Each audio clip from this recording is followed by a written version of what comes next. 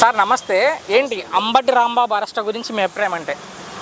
తప్పే ఉందండి. ఇప్పుడు ఆయన ఎవరైతే కొలుస్తామో అదే ఏం కొలుస్తున్నామో రేపు మనకి అదే కొలుస్తారు జనాలు.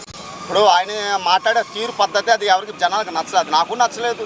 ఇప్పుడు ఆ సీఎం స్థానంలో ఉన్న పెద్ద వ్యక్తిని 74 ఏళ్ళ వయసు ఉన్న మనిషిని అలాంటి పదాలు వాడకూడదు కదా. దాని మీద ప్రజలు ఒక ఆగ్రహం వ్యక్తం చేశారు. తప్పు లేదని నేను అనుకుంటున్నాను. ఆయన ఏం మాట్లాడారు అందరూ విన్నాము, ఆ లంబూత్ర అనేవి. అవును విన్నాము. కానీ ఇవి కక్షపూరితంగా పెట్టిన కేసులు, టార్గెట్ చేసి మరి అక్రమ కేసులు పెడుతున్నారు కూటమి ప్రభుత్వం అని జగన్ గారు చెప్తున్నారు, వైసీపీ శ్రేణులు చెప్తున్నారు. అబద్ధం అండి.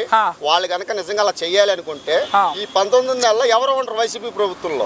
కానీ చట్టం పరంగా వాళ్ళు న్యాయపరంగా పోరాటం చేస్తున్నారు. ఏదైనా తప్పు చేసిన వ్యక్తిని మాత్రమే తీసుకెళ్తున్నారు. అట్లా అనుకుంటే వాళ్ళలాగా గోడు సంచులు రాత్రి పార్సిల్ చేయలేదు ఎవరు ఈ ప్రభుత్వం వచ్చాక.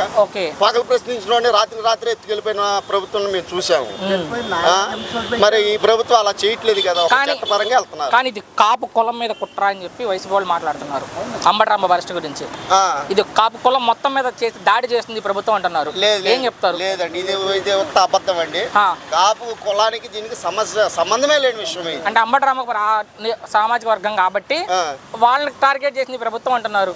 అలా అనుకుంటే మరి వాళ్ళు వైసీపీ హయాంలో ఉన్నప్పుడు అదే కాపు కులస్తులు అదే ఇప్పుడు పవన్ కళ్యాణ్ గారిని అదే కాపు కులస్తుడే కదా. మరి ఆ రోజు మరి ఆయన భార్య పిల్లలు అందరు రోడ్డు మీదకి ఇచ్చారు. మరి ఆ రోజు ఈ కులం ఈ కాపు కులం ఎంత ఏమైపోయిందండి, ఆ సమాజ వర్గం అంతా ఏమైపోయింది ఇవాళ. అంటే వాళ్ళు అంబటి రాంబాబు గారికి ఏదో చిన్న లోపల ఏంగానే 14 రోజులు రిమాండ్ అనగానే అబ్బో కాపు కులానికి అన్యాయం జరిగిపోయింది అంటున్నారు.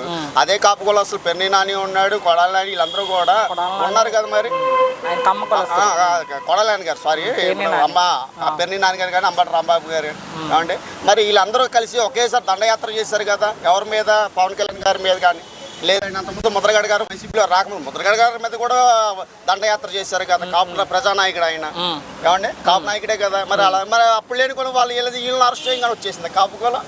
వీటన్నిటికీ రేపు 2029లో వడ్డీతో సహా తిరిగి చెల్లిస్తామంటున్నారు జగన్ గారు. అసలు ముందు వాళ్ళ 11 ఉన్నాయి, రేపు 11 కూడా ఉంటాయి.